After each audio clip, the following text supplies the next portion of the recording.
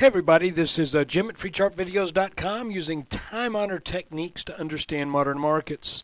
This is the S&P update for July 7th, 2011, being recorded about 10 minutes after the close. This video is for educational purposes only, and it is not intended to be used as any form of investment advice. I can draw lines on charts, but you have to draw your own conclusions from your own due diligence and make investment decisions that are suitable for your personal financial situation. I don't know what your situation is, and even if I did, I'm still not a licensed professional. I'm just a guy that draws lines on charts, nothing more and nothing less.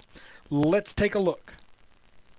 Okay, we are looking at a daily chart of the S&P. I'm going to refer to videos that I've done in the past, and some of the things that I talk about, you'll want to maybe, if you don't know, you might want to go back maybe 3 or 4 days. If I refer to something that you're going, what is he talking about? It's usually something that was in a video 3 or 4 days ago. By the way, I want to show you something. You might look at this and you go, what are all these little ovals doing all over the place? Well, I was doing a study on the S&P and what usually happens when the S&P goes through a period of really getting whipsawed around. And the conclusion was, usually, it means a reversal, which means if the whipsaw formed after a down move, then it was setting an upwards move. If the whipsaw formed after an upwards move, then it was setting up a downwards move. That holds true in most of the cases. There are a few consolidations, but this is what I was looking at. We were getting all torn up down here. Under 1300, between 12 in the 1250s to the 1300 range, just really getting whipsawed around. And lo and behold, there you have it. And I made that call a little while back that it looked like this was probably going to be setting up a reversal. And next time we get into one of those areas, you'll remember to look for that. There's some other signs as well, but for right now, just looking at an overall chart, you can see in what this chart covers, we have 1, 2, 3, 4, 5, 6, 7, 8, 9 areas where the markets really went back and forth. And what I mean by that is not just up and down and then up again. I'm talking about going up, down, up, down, up, down. Really oscillating. And of those, what did I say? Of those 9, 1, 2, 3, maybe not that one, 4, 5, 6, 7 signaled reversals. I say this one because this pattern was entered into from up above. So what was the entry into the pattern? And that is the existing direction, and then what happened afterwards is the resolution. Also, we've been looking at this orange line. This goes all the way back to the 3/9/2009 lows. If we go back to a 2-day chart, you can see that from here to here. And the feeling was that when that broke back well, let's go back to a 1-day chart. So my memory just isn't what it used to be. So when that broke back in early June, the idea was, well, if this is a really important technical line, then that broken trend line should get back tested, but it shouldn't get back over that line. Well, we're back over the line, and really in fairly convincing fashion today. Additionally, the gray line that I'm looking at right here is the line that I started out not at the very bottom of the market, but I started that out at a level that early on through mid-2009 and on through 2010, This point right here, let me move this line so I can properly point it out.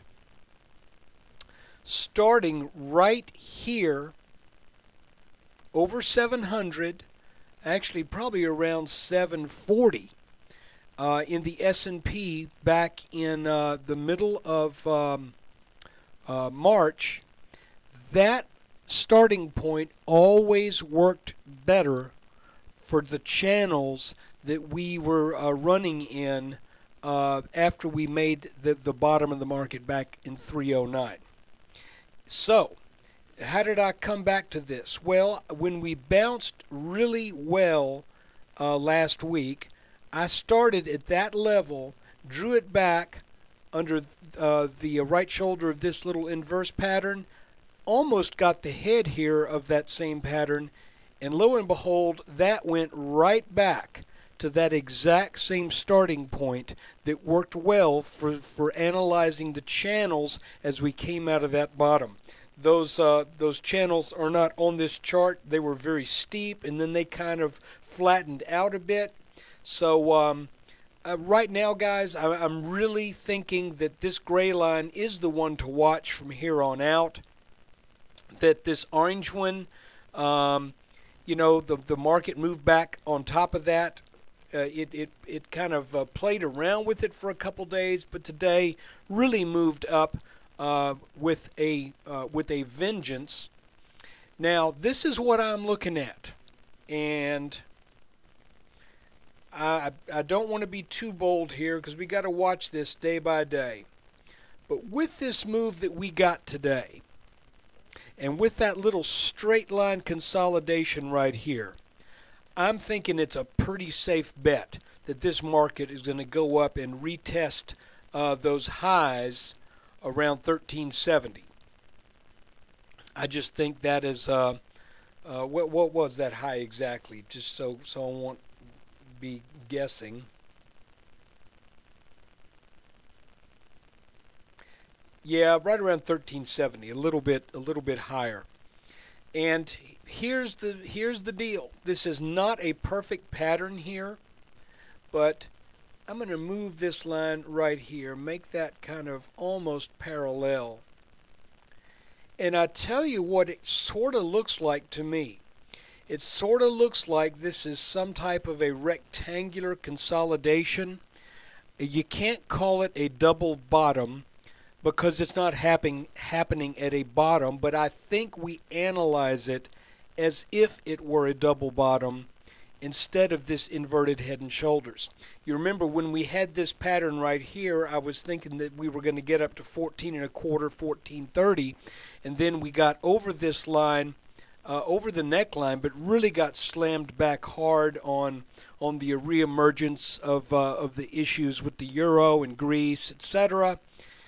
All of which happened when we fell down here. All of that happened while the dollar was rallying, and the S&P and the overall markets moved down inverse to the dollar.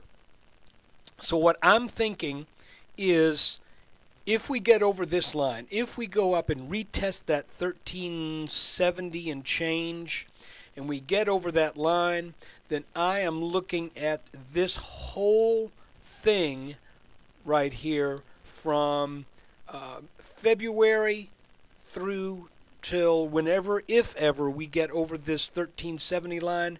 I'm looking at that as if it is a consolidation and measuring it like a double bottom, which means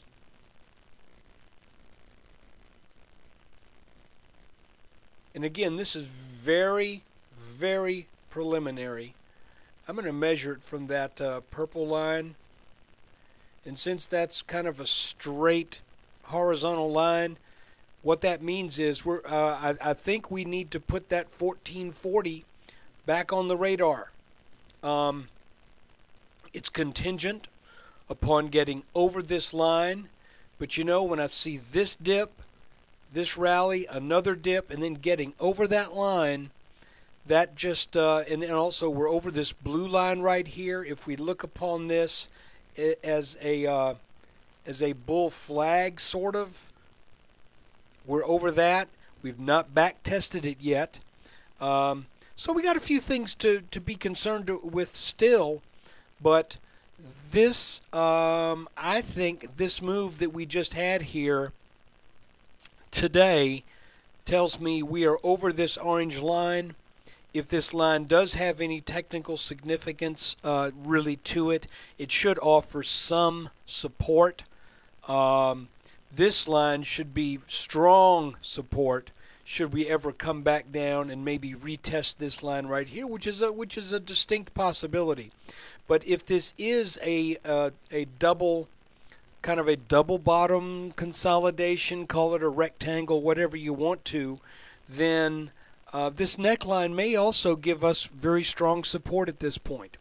Well, this is definitely very interesting what's going on. I want to look at one more chart because we've been following the Dow Jones Transportation Average as many feel that this is a leader in the indexes.